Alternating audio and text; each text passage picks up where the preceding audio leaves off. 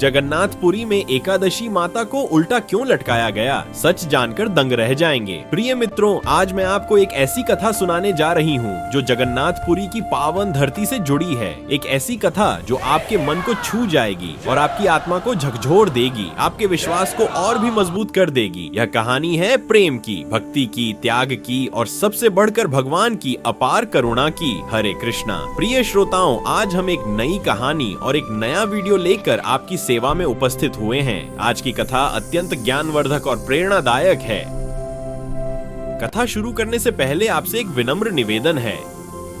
शास्त्रों में कहा गया है कि अधूरी छोड़ी गई कथा दुख और पाप का कारण बनती है, इसलिए इसे अंत तक अवश्य सुने। तो आइए बिना किसी विलंब के आरंभ करते हैं आज की यह अद्भुत और रहस्यमय कथा। कलिंग प्रदेश की धरती, जहां समुद्र की लहरें मंदिर की दीवारों को चूमती है, जहां हर सांस में जय जगन्नाथ की गूंज सुनाई देती है, जहां भगवान स्वयं नील माधव के रूप में विराजमान है। यह वही पवित्र स्थान है जहां द्वापर युग से लेकर आज तक भगवान जगन्नाथ, बलभद्र और सुभद्रा की अद्भुत त्रिमूर्ति विराजमान है। लेकिन क्या आप जानते हैं कि इस पवित्र धाम में एक ऐसी परंपरा है जो पूरे संसार में कहीं नहीं मिलती। जब पूरी दुनिया में एकादशी का व्रत रखा जाता है, जब हर घर में एकादशी माता की पूजा होती है, तब जगन्नाथपुरी में एकादशी को उल्टा लटका दिया जाता है। हाँ भक्तों, आपने सही सुना, एकादशी को उल्टा लटका दिया जाता है। आइए जानते हैं क्यों, क्या कारण है इसके पीछे। क्या कोई अपराध किया था एकादशी ने? क्या कोई श्राप मिला था उन्हें, या फिर यह भगवान की कोई विशेष लीला है? आइए मैं आपको ले चलती हूँ उस समय में जब यह सब घटित हुआ था। यह बात है सतयुग की, जब धर्म अपने चरम पर था, जब भक्ति ही जीवन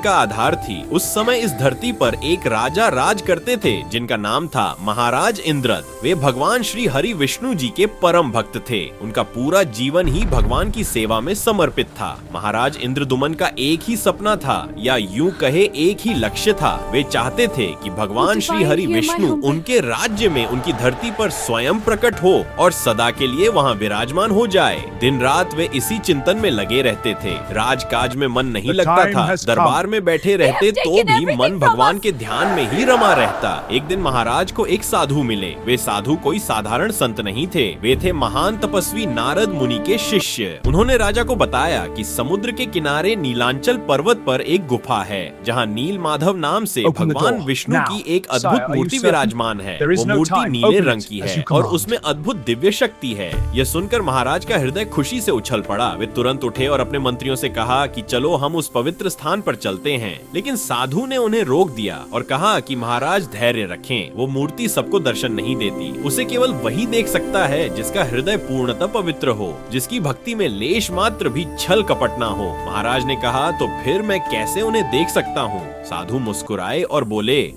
तपस्या करनी होगी महाराज, कठोर तपस्या, और सबसे बढ़कर एकादशी व्रत का पालन करना होगा। एकादशी माता की कृपा से ही भगवान प्रसन्न होते हैं। यह सुनकर महाराज ने उसी क्षण से एकादशी व्रत का संकल्प ले लिया। हर एकादशी को वे निर्जल व्रत रखने लगे, पूरे दिन भगवान का नाम जपते और पूरी रात जागरण करते। उनकी भक्ति देखकर प्रजा भी प्रभावित होने लगी। धीरे धीरे पूरे राज्य में एकादशी का महत्व बढ़ने लगा। इस तरह 12 वर्ष बीत गए। 12 वर्ष की कठोर तपस्या और 12 वर्ष का निरंतर व्रत। इससे महाराज का शरीर कमजोर हो गया था, चेहरे पर तेज था, लेकिन शरीर में शक्ति क्षीण हो गई थी। लेकिन उनका मन और संकल्प अइक था, उनका विश्वास अटूट था। 13वें वर्ष की पहली एकादशी के दिन जब महाराज ध्यान में बैठे थे, तब उन्हें एक दिव्य आवाज सुनाई दी। वो आवाज कह रही थी, इंद्रदुमन उठो, तुम्हारी तपस्या सफल हुई। नीलांचल पर्वत पर जाओ, वहाँ तुम्हें नील माधव के दर्शन होंगे। महाराज की आंखें खुली और उनके नेत्रों से अश्रुधारा बन निकली। 12 वर्षों की प्रतीक्षा का फल मिलने वाला था।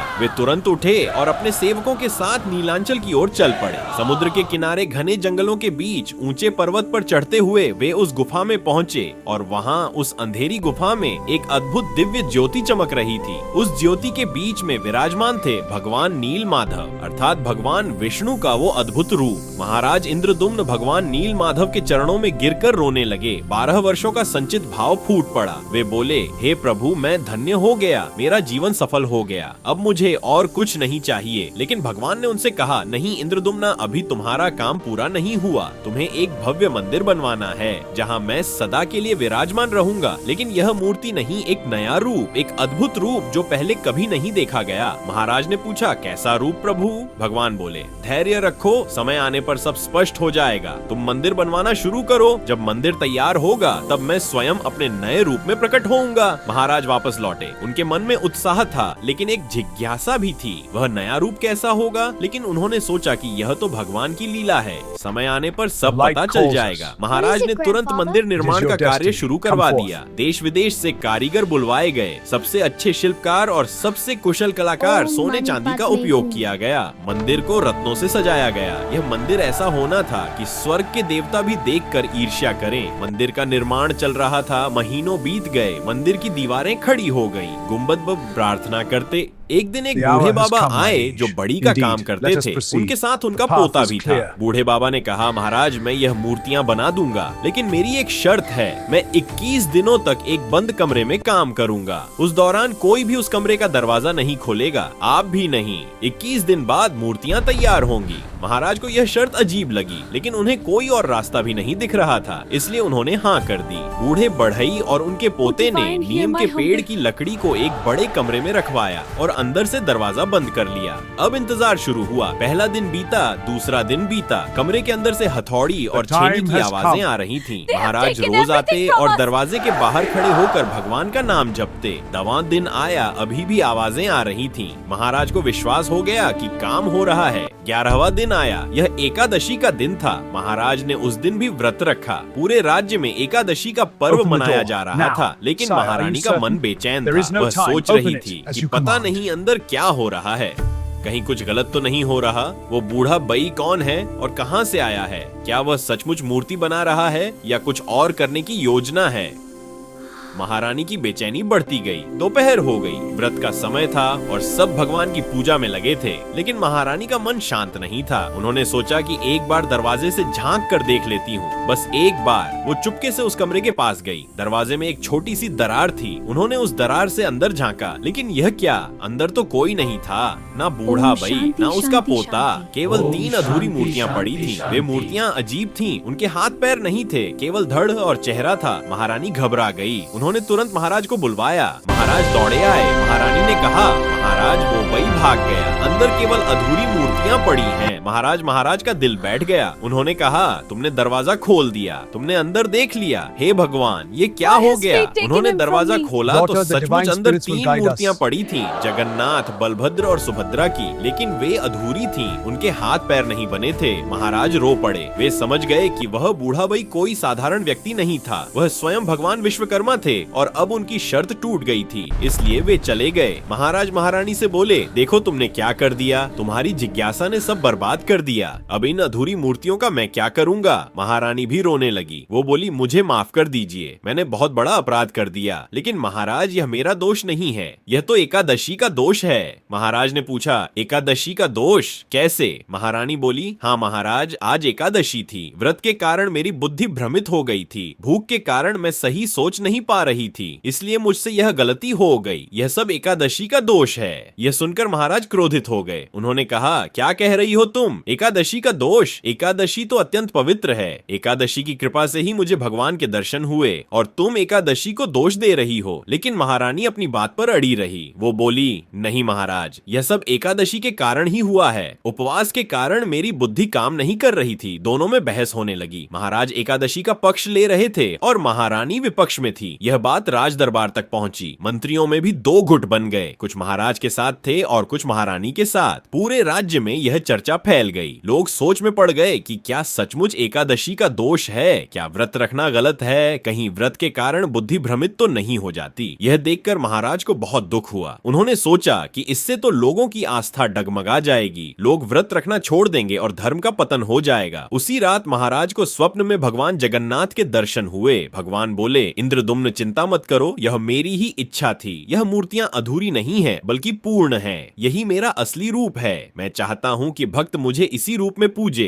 हाथ पैर नहीं होंगे तो भेदभाव नहीं होगा, सब मुझे समान रूप से देखेंगे। महाराज ने कहा, लेकिन प्रभु लोग एकादशी का विरोध कर रहे हैं। भगवान मुस्कुराए और बोले, इसका भी समाधान है। तुम एक काम करो, एकादशी माता को बुलाओ और उनसे पूछो कि क्या सचमुच यह उनका दोष है। अगले दिन महाराज ने घोषणा करवाई और पूरे राज्य में सभा बुलाई गई। एक विशाल यज्ञ का आयोजन किया गया। महान आर्षि मुनियों को बुलाया गया और उस यज्ञ में एकादशी माता का आह्वान किया गया। यज्ञ की अग्नि में से एक दिव्य आकृति प्रकट हुई। वह एकादशी माता थी। उनका रूप अत्यंत सुंदर था और उनके चेहरे पर तेज था। वे बोली, बोलो महाराज, तुमने मुझे क्यों बुलाया? महाराज ने विनम्रता से कहा, माता क्षमा करें, लेकिन एक प्रश्न है। महारानी कहती है कि आपके व्रत के कारण उनकी बुद्धि भ्रमित हो गई थी और उन्होंने दरवाजा खोल दिया। क्या यह सत्य है? एकादशी माता ने पूरे दरबार को देखा और फिर बोली, यह असत्य है महाराज। मैं किसी की बुद्धि भ्रमित नहीं करती, बल्कि मेरे व्रत से तो बुद्धि और भी तेज होती है। जो मुझे सच्चे मन से मानता है उसका विवेक बढ़ता है, घटता नहीं। महारानी ने अपनी गलती का दोष मुझ पर मढ़ दिया है। यह सुनकर महारानी लज्जित हो गई। उन्होंने एकादशी माता से क्षमा मांगी, लेकिन तब तक बहुत देर हो चुकी थी। पूरे राज्य में एकादशी के खिलाफ बातें फैल चुकी थीं और लोग संदेह करने लगे थे। महाराज बहुत दुखी हुए। उन्होंने एकादशी माता से कहा, माता, आपका अपमान हो गया, इसकी सजा मुझे मिलनी चाहिए। एकादशी माता बोली, नहीं महाराज, सजा तो मुझे मिलनी चाहिए। महाराज चौंक गए। आपको सजा क्यों माता? एकादशी माता बोली, क्योंकि मेरे नाम पर यह सब हुआ।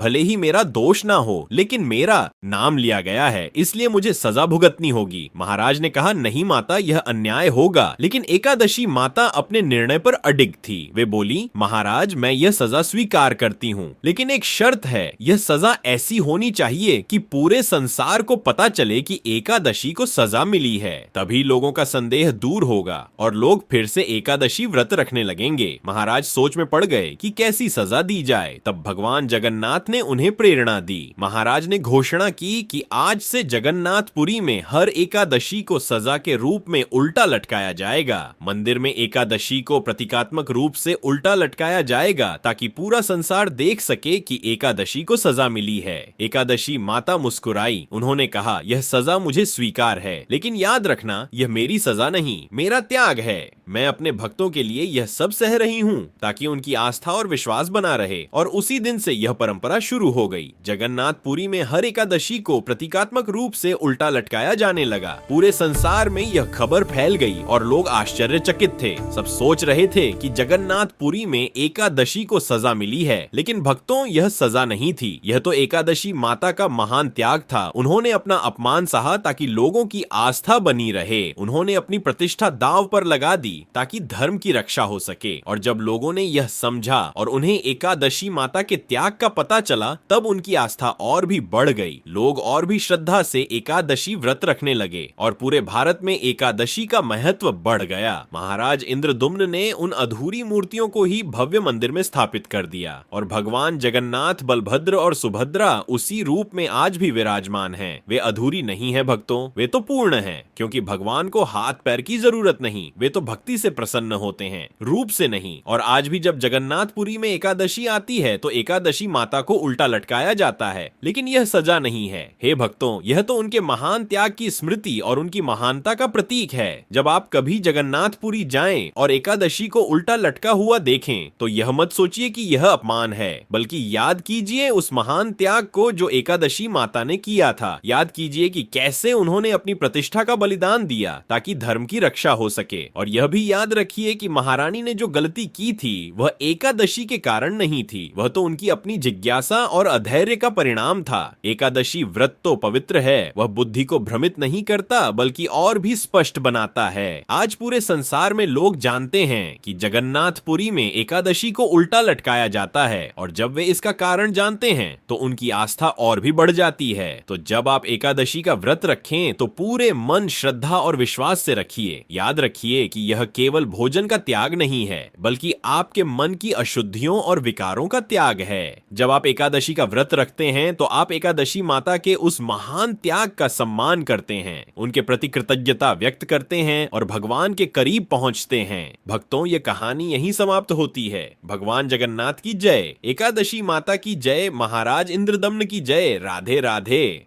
ऐसी ही और वीडियो देखने के लिए हमारे चैनल को सब्सक्राइब करें, लाइक करें। मिलते हैं अगली फिर किसी रहस्य में, तब तक के लिए धन्यवाद।